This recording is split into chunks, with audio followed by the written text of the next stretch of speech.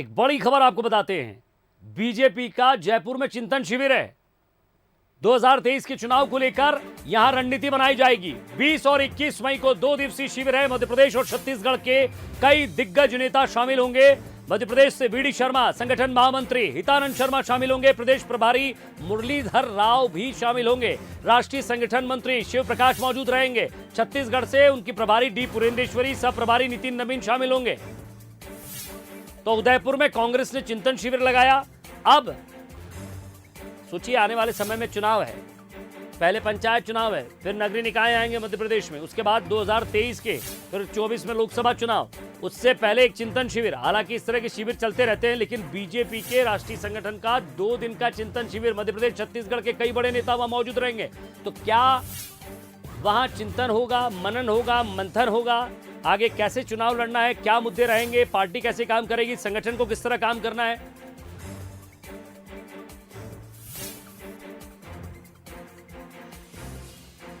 तो 2023 के चुनाव को लेकर रणनीति बनाने के लिए 20 और 21 मई को 2 दिवसीय शिविर जयपुर में।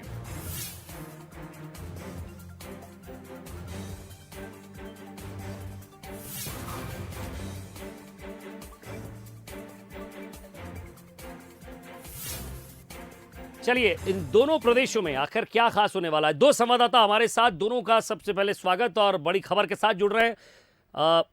एग्जीक्यूटिव एडिटर मनोज सैनी हमारे साथ जुड़ रहे हैं और साथ ही साथ स्टेट एडिटर छत्तीसगढ़ आदित्य नामदेव हमारे साथ। सबसे पहले मैं मनोज जी आपसे जानने की कोशिश करूंगा, क्योंकि उदयपुर में एक चिंतन शिविर हो चुका है। अब जरा थोड़ा आगे बढ़ते हैं, जयपुर चलते हैं। वहां बीजेपी का चिंतन शिविर है। चिंतन, मनन और मंथन। देखिए, निश्चित रूप से विजय चिंतन मनन के साथ चिंता भी है 2023 की, क्योंकि आपने देखा 2018 में जब चुनाव हुए तो ये वही राज्य है जहां से भारतीय जनता पार्टी की सरकार चली गई, चाहे राजस्थान की बात करें, छत्तीसगढ़ की या फिर मध्य प्रदेश की। और इसीलिए अब चिंतन शिविर होने जा रहा है। तो 4 राज्यों की चर्चा होना है। गुजरात में हाल ही में चुनाव होंगे, कुछ दिन बाद ही गुजरात के चुनाव होने वाले हैं। साथ ही राजस्थान, मध्य प्रदेश, छत्तीसगढ़ में भी चुनाव होंगे। तो उसको लेकर एक रणनीतिक तौर पर मंथन और चिंतन दोनों किया जाएगा, क्योंकि चिंता इसलिए भी बड़ी हुई है कि काफ़ी सारे ऐसे मुद्दे हैं जिनको लेकर भारतीय जनता पार्टी की सरकारें कहीं ना कहीं सोचने को मजबूर भी होंगी और नई रणनीति के साथ कैसे आगे बढ़ा जाए।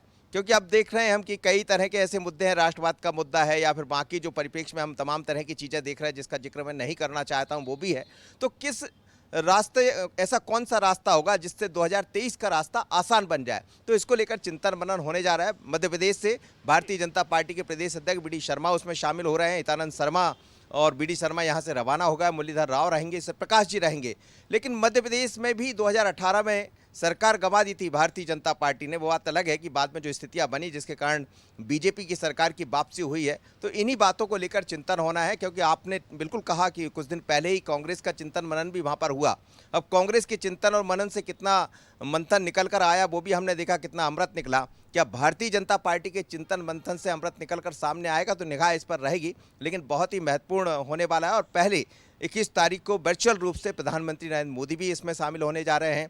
बाकी अमित शाह जी की बात करें या भारतीय जनता पार्टी के राष्ट्रीय अध्यक्ष की बात करें, संघ के कई पदाधिकारी भी इसमें शामिल होंगे। तो बहुत ही महत्वपूर्ण ये शिविर रहेगा जी, और वाकई ये एक बड़ा मंथन शिविर, चिंतन शिविर हो सकता है, क्योंकि इससे आगे 2023, क्योंकि कुछ प्रदेशों में फिर विधानसभा चुनाव आने और खासकर मध्य प्रदेश, छत्तीसगढ़ में फिर उसके बाद लोकसभा चुनाव है। तो इनकी भी तैयारियां होंगी और प्रदेश प्रभारियों को साफ तौर पर निर्देश दिए जाएंगे कि आप जाइए और पूरी पिच तैयार है, फुल फ्लैश खेलिए। ज़रा छत्तीसगढ़ तरफ चलता हूं। छत्तीसगढ़ में क्या स्थिति है, क्योंकि वहां सरकार गंवा चुके हैं, सीटें कम हैं, 15 लोग हैं और बहुत बड़े मुद्दे कौन कौन से हैं जिसके लिए आगे बढ़ सकते हैं। और जो एक संस्कृति बन चुकी है छत्तीसगढ़िया, क्योंकि पिछला चुनाव जो है इसी पर लड़ा गया, उसको, उसकी काट क्या होगी आदित्य?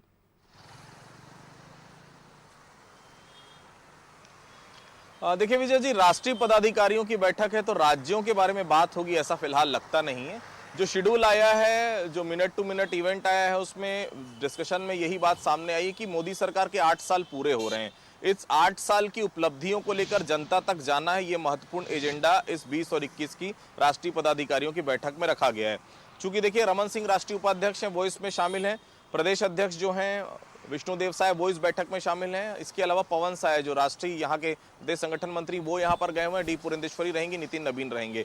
राष्ट्रीय पदाधिकारियों की बैठक तो फिर निश्चित तौर पर राष्ट्रीय मुद्दों पर ही बात होगी। सबसे पहला मुद्दा यही कि नरेंद्र मोदी जो है वर्चुअल उसको संबोधित करेंगे और इसमें जो जेपी नड्डा जो 2 दिन की बैठक में शामिल होंगे और उन चूंकि राष्ट्रीय अध्यक्ष हैं वही इस बैठक को ले रहे हैं, उसमें बहुत साफ है कि 8 साल में केंद्र सरकार की उपलब्धियों पे हमको बात करना है, जो बेहतर काम किए गए उसको जनता तक लेके जाना और एक बड़ा एक इवेंट बनाने जा रही है भारतीय जनता पार्टी इसको, क्योंकि 8 साल मोदी सरकार के कंप्लीट हो रहे हैं। इन 8 सालों की उपलब्धियां और खासतौर से ये बीते जो 3 साल हुए हैं, इन 3 सालों में क्या बेहतर काम हो पाया है इसको लेकर जनता के पास जाना है, बूथ स्तर तक जनता के पास जाना है। ये इस बार का एजेंडा है कि निचले लेवल तक आपको बताना है। चूंकि देखिए लोकसभा, राज्यसभा, लोकसभा का चुनाव है, विधानसभा का चुनाव है, ये अलग बात है, लेकिन 8 साल में केंद्र ने जनता के लिए क्या किया। जो लगातार कांग्रेस आरोप लगाती है कि केंद्र के आने के बाद महंगाई बढ़ी है, केंद्र के आने के बाद जो है बेरोजगारी बढ़ी है, तो केंद्र के आने के बाद फायदे क्या क्या हुए वो आम जनता तक आपको पहुंचाने, इसीलिए डिटेल 2 दिन की बैठक यहाँ पे रखी गई है। राष्ट्रीय पदाधिकारियों को बुलाया गया और राष्ट्रीय स्तर पर जब रणनीति तय होगी तो निश्चित तौर पर हर प्रदेश को उसको मानना पड़ेगा और धीरे धीरे फिर छत्तीसगढ़, मध्य प्रदेश, बाकी जगहों में वो जो बातें वहां से कही जाती हैं उसको धीरे धीरे लागू किया जाता है। तो फिलहाल यही है, 8 साल की उपलब्धियों पर चर्चा है और 8 साल के जो कार्यक्रम तय होने, 8 साल जो कंप्लीट हुआ है उसके बाद किन किन कार्यक्रमों को लेकर छत्तीसगढ़ और बाकी राज्यों में भारतीय जनता पार्टी जाएगी उसकी डिटेल रूपरेखा इस बैठक में तय होनी है। चलिए, बहुत बहुत शुक्रिया मनोज आपका और आदित्य आपका भी, क्योंकि लगातार जिस तरह से हम देख रहे हैं कि पार्टियों की अपनी बैठकें हो रही हैं, कांग्रेस कर चुकी है, बीजेपी की तैयारी है, राष्ट्रीय अध्यक्ष के साथ साथ बाकी राष्ट्रीय सदस्य वगैरह सब वहाँ जुड़ेंगे, बातचीत करेंगे। और जिस तरह से आदित्य ने कहा कि वहाँ सिर्फ और सिर्फ 8 साल मोदी सरकार की जो उपलब्धियाँ रही हैं, जो योजनाएं हैं जिनसे लोगों को फ़ायदा पहुँचा है, वो जनता तक पहुँचाना है।